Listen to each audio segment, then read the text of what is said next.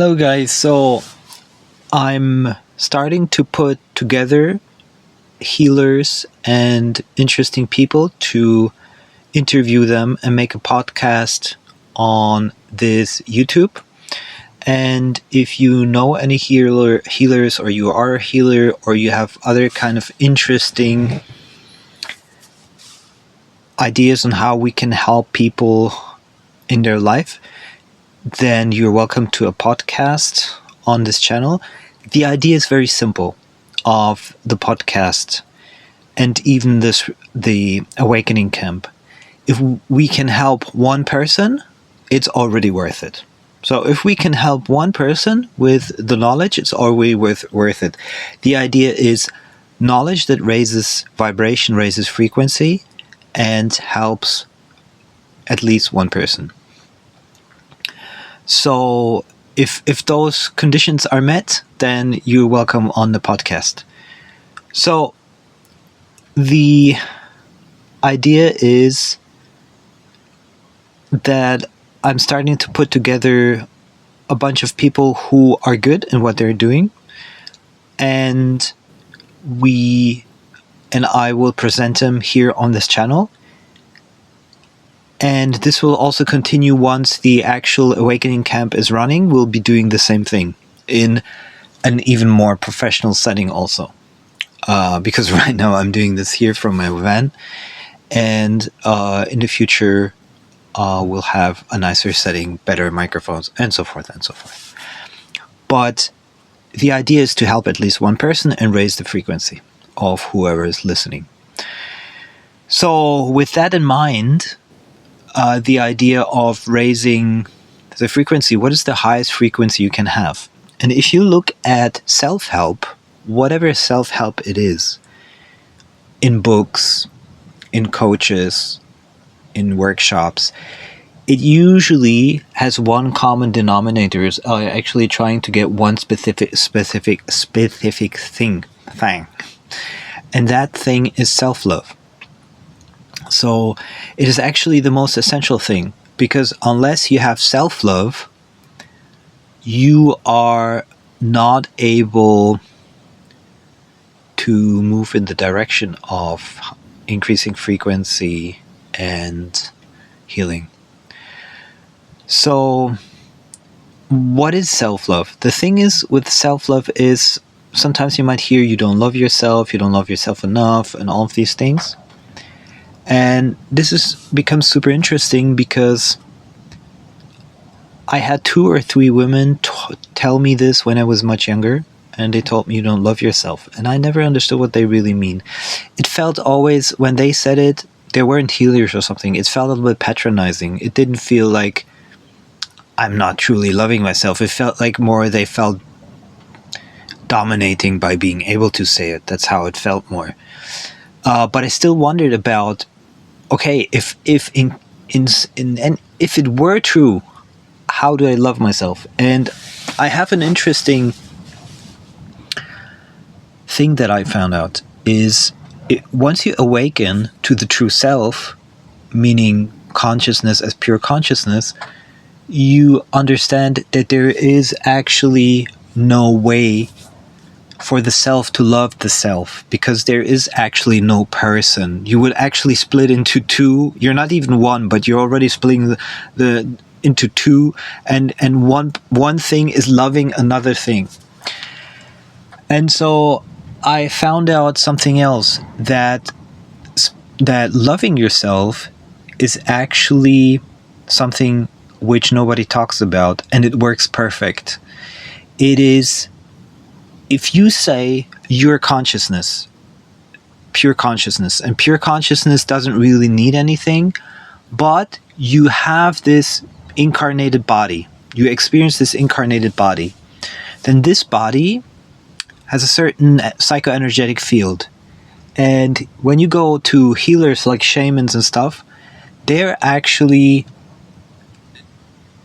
trying to harmonize your energy field so you heal again.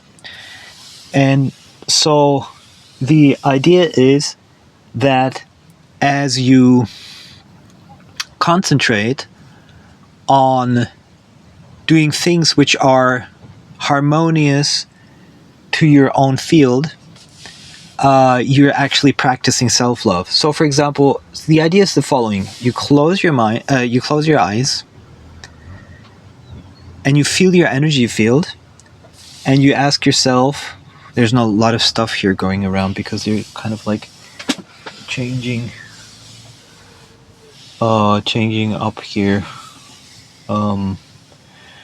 where they're parking. So you close your eyes, and in your energy field, you ask yourself, what would feel the most harmonious, what would be the most harmonious thing for my energy field right now?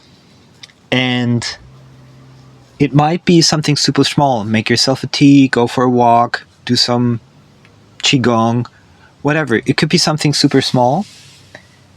And the more you practice it, the more you're actually practicing self-love. And you will recognize something super interesting. That when you start to practice this type of incremental, small, harmonious field actions, you could say,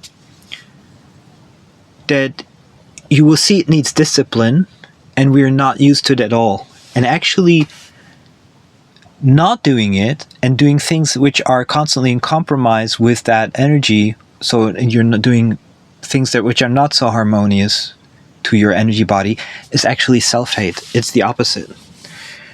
I give simple examples. For example, somebody calls you and you don't really want to talk to them, but you feel like, okay, they're your friend, you have to pick up the phone. So you're getting into that compromise, right? You're actually self-hating in that moment. It sounds bizarre for many people, but that's what it is. The moment you decide, I'm not gonna pick up the phone because I don't feel like it, and it would be more harmonious to not pick up the phone, you're self-loving. And it's a brutal kind of realization, because you will see that it's very you've almost never done it in your life. You've always been doing compromises and doing things for others, or what you think others want from you, etc., or things which you don't really like just because you feel like it's necessary for some reason. And I can ask her if she needs more space.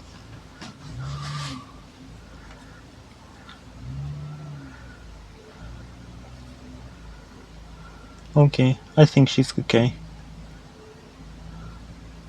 Yeah.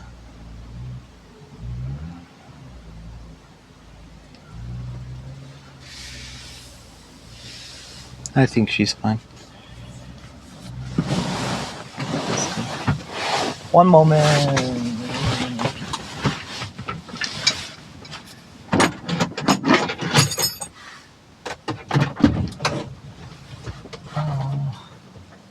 Hi. Oh, shit. Do you speak English? Yes. I need more space. If you want, I can go back.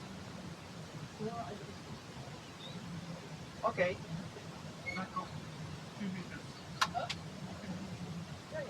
But if you need, just let me know.